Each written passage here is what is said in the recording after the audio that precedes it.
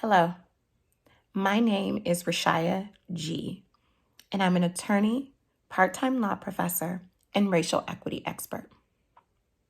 Today, I want to talk to you about critical race theory and why so many people think that it's an essential tool in helping us move closer towards racial equality in America. Critical race theory was started by Black and Latino law professors as a way to reorient our understanding of the centrality of race and racism in American society. Critical race theory asks us to think critically about the role of race and racial ideology in the construction of our social and political institutions and their organizational culture. When boiled down to its simplest form, critical race theory has four main principles. The first of those principles is that race is a social construct, not a biological imperative. That's a big fancy way of just saying that race isn't natural. We made it up. Skin pigmentation is natural. And the variations in skin pigmentation are just like every other variation within the human species, no different than eye color or height.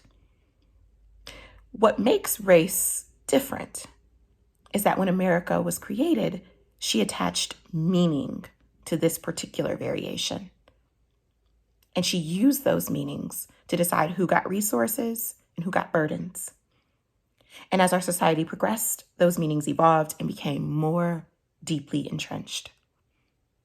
The second principle of critical race theory is that racism in America is not a departure from the norm. That racism in America for most of our history has been the norm, and that periods of equality, like the Reconstruction era after slavery, have been the exception. All we have to do is look at America's history to know that that's true.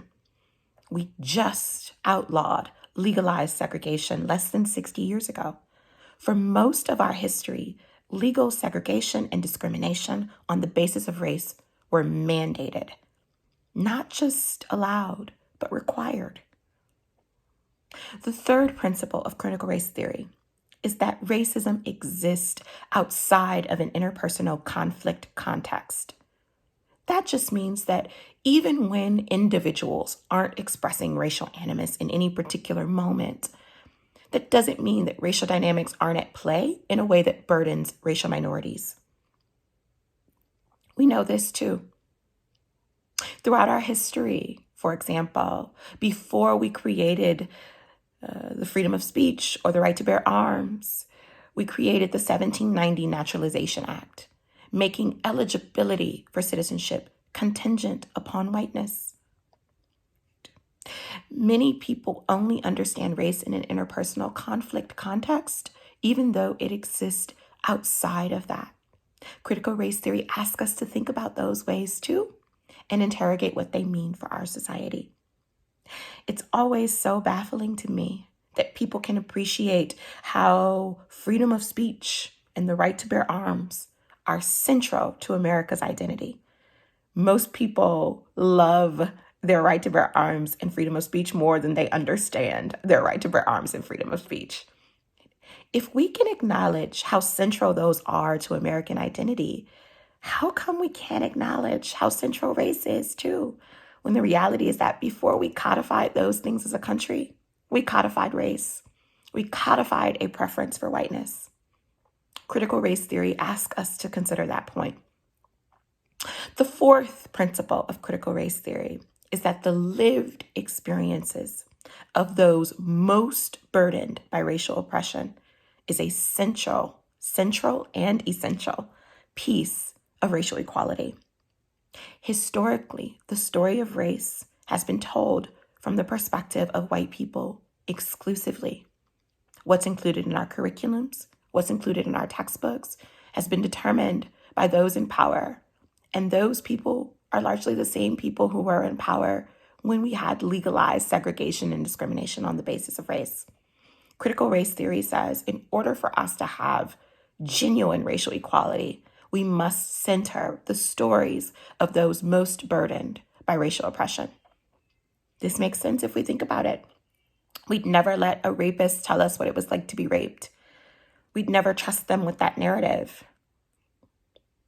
But historically, those most burdened by racial oppression have not had the opportunity for society to learn about racism through the lens of their experience. Critical race theory says that's really important.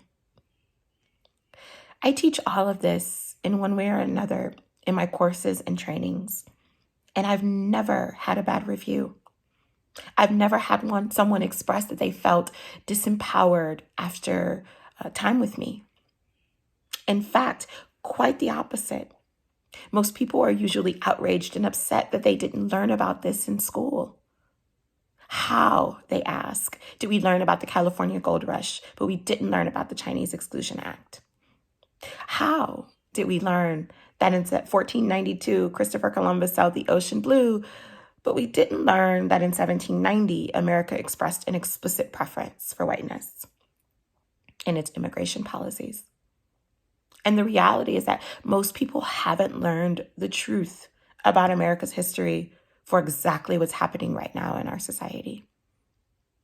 Every time America has an opportunity to engage her history of race and racism honestly, that progress is disrupted by hysteria, a lack of information, and the whims of an elite few. If you believe in racial equality, if you believe in helping America get closer towards racial equality, then teaching the truth about America's racial history is a central step. It is the first step. It is an indispensable piece of this journey. We cannot have racial healing or racial progress without truth. So if you're interested in making America better, in making her more fair, in making her more equal, and of enjoying all the benefits that her society has to offer, especially those that have been most burdened throughout our history, then you must support teaching race accurately, honestly, and centering the experiences of those most burdened by her racial history and hierarchy. That's the first step. If you'd like to continue this dialogue or you want to reach out, I can be reached at rashyaLaw@gmail.com. Thanks so much for sharing space with me today.